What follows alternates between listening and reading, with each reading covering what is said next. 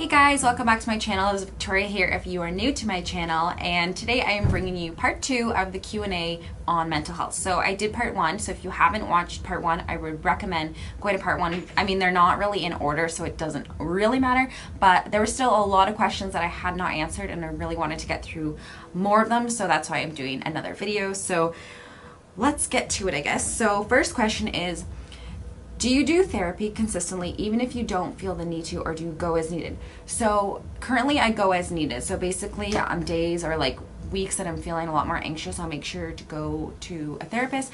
But when I first started going to therapy when I was 18, I was going twice a week, and then eventually it was once a week, then every other week, kind of slowly and slowly, less and less, then to a as needed basis. So depending on how you're feeling, I think that's kind of what your therapist or your psychiatrist will recommend on how much you should be doing. Last year when I was feeling really anxious and I was having a lot of anxiety, I started going again regularly, like 1 to 2 times a week, and I did that for about 2 months, and then started going less frequently, and then back to now where I'm at, just as needed basis. So yes, that's I guess how I answered the question. All right. Why are you trying to get off your SSRI? So I'm not currently trying to get off my SSRI. Last year I was off for a majority of the year, and I wanted to get off because I really wanted to try doing it the natural way and trying natural remedies and natural things to help me and see if I could manage my anxiety and my depression that way, because I had never really tried it. And I've been on meds since I was 18, and I'm 26 now, so I've been on them for a long time. So I kind of wanted to give my body, I don't know, I just wanted to see if I could do it on my own, but it did not go very well, even though I weaned off them very slowly. I think it took me 10 weeks total or even longer to completely wean off the medication, but it was just not good, and I could not function after a long period of time without them, so I ended up going back on. So no, I'm not trying to get off my medication. I've come to the realization that I need my medication. It helps me function and live my life to the fullest, so that is what I use, and I'm not planning on getting off them.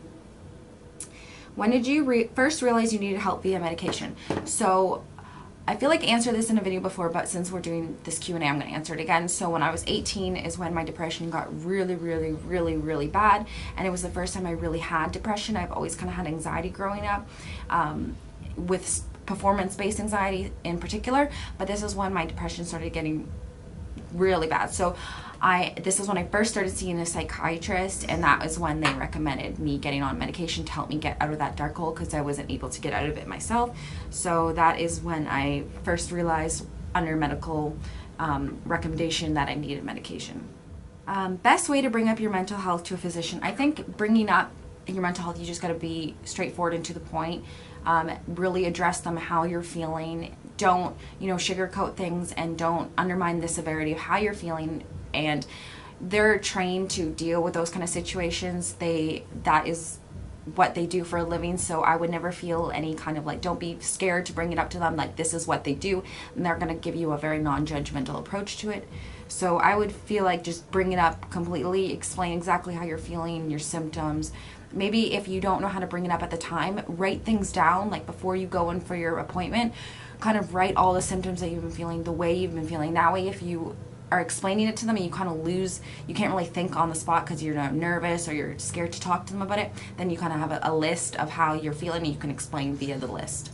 So how do you deal with not overthinking in situations? I overthink to the point where I'm very sad. So I feel like I don't overthink as much anymore just because I'm on medication. When I wasn't on my meds, I couldn't control my thinking, and then I would overthink to the point that it would consume me, or it would end up making me feel really sad. So, but I know a lot of people will use CBD oils, they'll practice mindfulness. So if you can get into meditation and mindfulness, and you can really have a good control of your thoughts. Also, therapy is important. So utilizing CBT, cognitive behavioral therapy, is going to give you techniques to be able to manage your thoughts, your thought patterns better. So I think that is kind of, I'd say the combination of therapy, CBT, and the medication for me has been beneficial. What side effects, if any, do your meds have on you? I would say the side effects for me is that they make me tired. Sometimes they can make you a little bit dull, but I feel like that would be the only thing. Sometimes I won't feel things as emotionally, I won't get as emotional in situations, but I'll still feel them. But maybe that's like, so maybe it kind of dulls you a little bit, but I don't notice it really. When I was on one particular medication that did not go well with me, I was like completely numb and like dull to everything, so I knew that wasn't right for me. But if you find one that works for you, you should have little side effects. I also find that they make me a little bit tired, so my energy isn't exactly where it was prior. But then when I'm off meds, my anxiety is so bad and I'm thinking so much and I'm constantly drained as well. So I feel like it's like it's similar. Also, they can sometimes have an effect on your sex drive. That's like a very common side effect, and one that a lot of people end up not using medication for or getting off of it because it can have an impact on that. I find the one I'm on right now doesn't really do that. If anything, when I'm feeling depressed, I just don't really have a sex drive to begin with. So it's like, even when I'm off my meds, if I start slipping into that, then so it's kind of like you gotta choose what side effects are worth, like, outweigh, like, you know, not being on the medication, I guess. But that would be kind of, I'd say, for side effects for me. But I don't really notice a whole lot. I know some people say that they gain weight. For me, I don't think I gain weight on medication. If anything, I feel like I'll lose weight because I'm finally, like, my cortisol's down because I'm not like constantly feeling super anxious, and I'm able to get back in the gym and get more into a routine of things. But I did notice when I first started like taking them again last year, I did put on a little bit of water weight, and then after kind of my body adjusted, it kind of came off. But yeah, I would say those would be the side effects that I personally get, but there's a lot of different side effects. Also, I think sometimes I have like a dry mouth. I guess that can be a side effect, but I'm not really sure because sometimes that can be just from anxiety as well. So, do you find your anxiety is higher when Regan is away, and how do you manage if it is?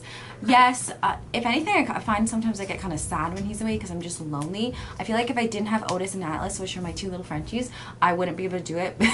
But because I have them and they're like my little babies and they give me so much love and comfort, that when he's gone, I feel like because I have them. And also I hang out with my sister a lot, so if I didn't have her as well, I think it would be very difficult. But I do notice a difference in my mood when he's gone, but I try to keep myself as busy as possible. So I've been really trying to do a lot more and keep myself going and moving and having structure and routine and keeping myself, you know, busy with things. But I find my animals, like my dogs, definitely make a huge difference, and also making sure that I'm still staying connected with my family, my friends, and staying busy. Did you go to college, and how did you deal with anxiety there? Yes, so I went to the University of Western Ontario, which is the university, I guess it's called Western University now. It's the university in London, Ontario. And so my very first year of university is when the depression really took a hit on me, and that's when I started going to a psychiatrist out of the University of Western. And then throughout university, I was obviously seeing my therapist or psychiatrist regularly, and I was on medication, which I felt help, and then I was doing therapy quite often to help with that. But in terms of dealing with my anxiety there, I still felt like I never necessarily had a lot of anxiety with school. It was always more with swimming and my sports performance anxiety. So I felt like I had to deal a lot with that, and then I ended up just stopping swimming altogether to, I guess, deal with it. Process of finding the right meds, family doctor, psychiatrist. So I don't know how it works for healthcare where you're from, but in Canada, in order to see a psychiatrist, you have to be referred by your GP, so your family doctor. So I recently just got referred to a psychiatrist. I had to wait almost like a year to get onto the list because I'm not like at a high severity. But so it can be quite a process of waiting to get to see one because there's a lot of wait lists. And unless you obviously go to the hospital or something there, then you could be seeing a psychiatrist right away. It depends again on your severity of what you're going through, but your GP should have quite a bit of knowledge in order to be able to give you your medication and help you prescribe. They're trained to do that. So you can go through your GP. I've always gone through my psychiatrist to do my meds. Well, my first 5 years when I was at Western, my psychiatrist did both my therapy and my medication. He was amazing. So, and then when I stopped working with him because I was no longer at Western, I had my GP do my medication, and now that I'm back with a psychiatrist, he's doing my medication again. But I think either of them, they're both good. Obviously, if you go to a psychiatrist, they have more expertise in that because that's more their area of knowledge, whereas a GP has more of a wide area of knowledge, but they still will have the expertise to be able to deal with that. So how do you afford therapy? So when I was at Western, my therapy was free because I was a student, so I had it covered. And then now that I'm back to seeing a psychiatrist. That's also covered by OHIP, so our insurance here, our healthcare insurance. But when I was doing all my therapy last year, I just paid for myself, so I know it can be very expensive and not everyone has the resources financially to do therapy. But for me, I had to make the decision of investing in myself to make myself happier and be able to function better, and those tools were very essential to me being able to, you know, work harder and do more and be more successful in the long run. So I feel like we all, if you can, you know, put the money aside to put it into yourself, whether it be therapy or whatever, I think it's very important if you feel like you need it. Also, there is a lot of online resources that are really good. Like there's one called BetterHelp that I've seen a lot of people use, and it is a complete online counseling service, so it's quite a bit cheaper. And I feel like there's a lot of other resources you can go to that don't necessarily cost as much, which are going to give you a lot of help as well. All right. So the next question is, I feel like working out is adding to my anxiety. What should I do? So I can completely relate to this. I know there's been a lot of times that working out has made me feel a lot more anxious than relieving or being a relief of anxiety. So I feel like that's when you have to kind of take a step back and prioritize what your goals are. So like, why are you working out? If you're only working out to look a certain way, that could be a reason that you're feeling really anxious because you're going to the gym, you have these expectations of what you feel like you should look like, you're looking in the mirror, you're checking yourself out, you don't feel good about your body, and it's causing you to feel more anxious and have a bad workout. So that could be one thing. So having different expectations of why you're working out, or doing different forms of exercise. So for me, when I started feeling really anxious working out and doing weight training, I stopped weight training, which I'm not suggesting, but for me, that's what I had to do. So I wasn't weight training as much. Instead, I tried to do different forms of activity, like going for walks or going for bike rides or swimming, different things that I felt like I wasn't constantly focused on what I look like in the gym, which was making me feel worse. I was focused more on just moving my body to feel good. So I feel like if you feel like working out is making you feel anxious, try to maybe work out less. Try different forms of exercise that maybe don't make you feel as anxious. Refocus on what your goals are and why you're working out to begin with. And if you're having a lot of body image issues, which you feel like is causing this anxiety, then I would recommend you going to like a therapist and addressing these issues with someone and being able to work through those. How do you not care what others think about you? I wouldn't say that I 100% don't care what others think about me. I feel like it's human nature to want personal interaction and to a lot of times care what people think about you. And I feel like it's a very hard thing to completely say that you don't care about what anyone thinks about you. I think you have to just, when you have those, you know, beliefs, or you start feeling kind of, you start thinking about how other people are viewing you and you start caring about those opinions, you kind of have to take a step back again and be like, honestly, like whatever you do in life, people are going to have their opinions. Like you could do, even if you're doing the best things ever with the best intentions, there's going to be someone who doesn't like it or doesn't like you or has something to say, because there's just so many people in the world and we're all so different and our interests and everything is so different. So I think at the end of the day, you have to just do what you want, what makes you feel good, and be happy with yourself, because whatever you do, there are going to be people who don't like you. And if you are constantly allowing yourself to be put down or consumed with what others think about you,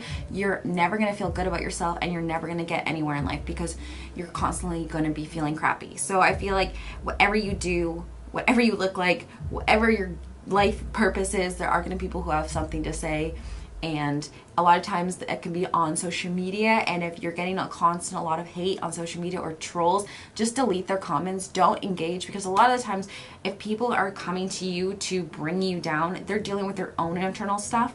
So I feel like a lot of times when people are bringing you down, it's because of their own stuff. So if anything, just delete it. Don't engage. It's not even worth your time.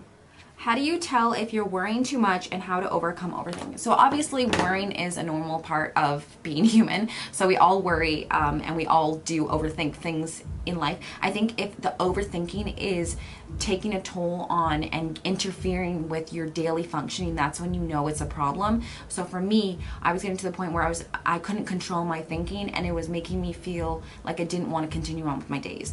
And that was like a red flag of knowing, wow, like this thinking is making me feel like I don't even want to be alive, which that's obviously super problematic. So if your overthinking is interfering with your life, then it's not healthy and that's not normal. Obviously, we all do think and analyze and worry because that's just who we are as human creatures. But if it's really affecting you in a negative way, that's when it's problematic.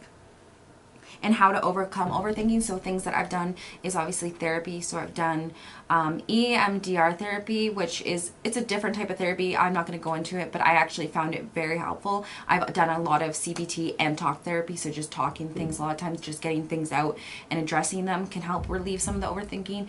Again, CBT, cognitive behavioral therapy, like learning different ways to control your thinking, or to, you know, have different thought patterns and how to like acknowledge what's going on. And then again, the EMDR, you can just look into that one because it's kind of hard to explain. Oh, again, another thing is mindfulness. So I like Eli Bay. I addressed this in the last video. His mindfulness tapes are really good. They're not super expensive, but there's a lot of apps online or even just YouTube videos that are free. I can't like completely do mindfulness, so I do like the guided ones, which I find help me. And then, yeah, I think that's the question. Are you able to drink alcohol in the medication you take? So I'm not actually really supposed to be drinking alcohol in the medication I take. I don't drink a whole lot to begin with, but I do find it makes my tolerance like nothing. So I can have like 1 to 2 drinks and be very intoxicated because of the interaction with the medication. So obviously that's not good, but that is another reason that I don't really drink. And when I do drink, I only have to drink a little bit and I get really drunk. Any advice on how to deal with the insecurities with the fit models on Instagram? So if you're constantly comparing yourself to people on social media or fit models, just unfollow those people. Like if they're not adding value to your life and they're just constantly making you like look at yourself and view yourself differently or poorly, just don't follow them and stay off the explore page. I did address this in another video, but I feel like you should be mindful of who you're following and make sure you're following people that are leaving a positive impact on you, not that you're feeling crappy about yourself or constantly comparing. And stay off the explore page because again, there's going to be probably things that you don't want to see on there that are maybe, and a lot of this time, I mean, comparison does stem a lot of the times from your own insecurities, but again, if you're constantly comparing, it's not helping you. So if you can avoid those type of things, avoid it. So for me personally, I don't follow certain people if they make me feel shitty about myself. I know that's my own insecurities coming forward, but if I'm following these people and I'm constantly comparing myself to them and I'm not able to stop doing that, then there's obviously no point in following them. So just unfollow those kind of people. And honestly, social media is a highlight reel. Everyone who looks on social media doesn't always look like that. It's important to know that these are just humans. They're just normal people, and they're taking their best lighting, their best angles. A lot of the times if you're following like full-on models, their pictures are photoshopped, airbrushed. So just keep those things in mind when you are looking at these photos. How do you feel about birth control and mental health? So I can't take birth control because I feel like it always had an impact on my mental health. It would either make my anxiety worse, make me very irritable and emotional, and make me feel depressed. So I could never really take. I've tried 3 different forms. I've tried the IUD, which also I didn't do well with. So I feel like for me personally, does not sit well with me, but there's other people who does work well for them. So I find for me, it just doesn't sit well. For you personally, did a combo of therapy / medication help your depression the best? Yes, I'd say the combination is the most important. And a lot of the times I do say that if you just do the therapy on its own, there's stronger results for the therapy than medication on its own. So I feel like if you have the resources to utilize therapy, it's very important, and I feel like that's a really important thing to be doing. But for me personally, I'd say the combination of the two was what helped the most, and then again, being on medication now regularly and then seeing a therapist as needed seems to be what's working for me. Okay, I feel like I answered, again, a vast majority of the questions. I don't want to go on and make the video boring for you, but thank you guys again for watching. Thank you so much for giving me all these questions. I know, again, like I said in the last video, it can be difficult sometimes to open up and to share these things with a complete stranger, so I do appreciate those questions, and I hope that I was able to answer these questions to the best of my ability. And make sure that you stay tuned for more stuff. I'm going to do the girly chats video next, I believe, or I'm going to ask the questions today or tomorrow and then film it next week. So I'm going to be getting that one to you soon because I know a lot of you did ask for that one as well. So yeah, stay tuned for that. And thank you guys so much for watching. Have a wonderful day, night, weekend, whenever it is you watch this. Bye.